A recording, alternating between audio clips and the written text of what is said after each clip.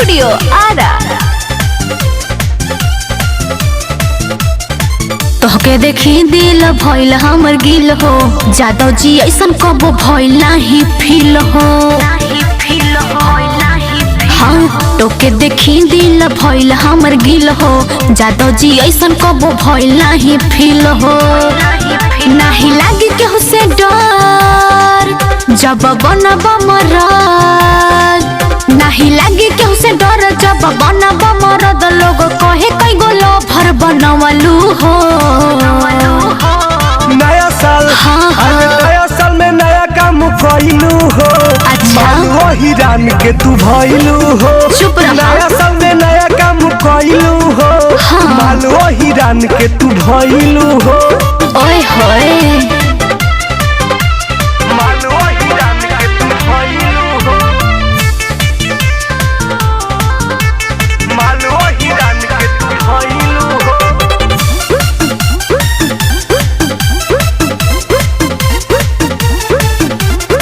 पहिर के देखी खुश रहेलू। अच्छा देलू ग्रीटिंग कार्ड रे। हवन कोरा में आके समझा नहीं लगी तोरा जाड़ रे। चला नया साल में कहीं घूम आवे के। सुनल भरवा हैप्पी न्यू ईयरवा के दे दो कुछ निशानी हो। चलो नेपाल में नया साल में काटे के साथे चानी हो। बुझला केहू के नइखे परवा, घर के मानव न सलाह। केहू के नइखे परवा, घर के मानव न सलाह। भौजी कहेली ननदो का कइलू हो। नया साल नया साल में नया काम कइलू हो। सचो माल वही रान के तू भइलू हो। आई हो नया दादा साल में नया काम कइलू हो। माल वही रान के तू भइलू हो। माल वही रान के तू भइलू हो।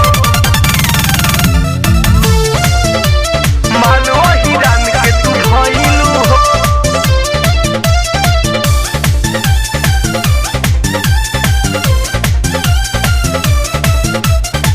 प्यार निभाई मरते दम तक हई दो बंगवा हिरान हो। हमरा पता बा। कभी छोड़ी ना कभी तोके टुनटुनावा जान हो। हम सब बुझतानी। अगनिया लोक मिथुन तोहरे खातिर लगवले बानी हम उठलाली हो।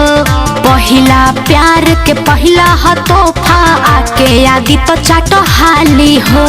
ए बाबू सुना हमरा बाटे पसंद जादव जी के लइकन।